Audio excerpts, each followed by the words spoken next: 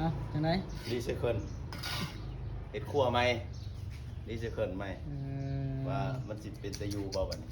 เบิ่งสังลี่ก่อเนาะได้เบิ่งอยู่บ่ซื้อหรือบ่ซื้อนะจ้างได้ติดต่อมาเลย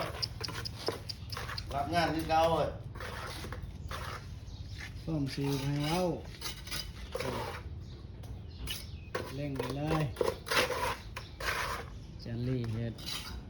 อ้อห้องน้ำห้องเนาะแล้วห้องน้ำห้องนี่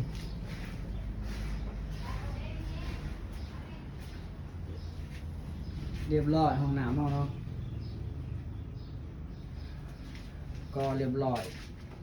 ยังเหลือแต่ฉาบ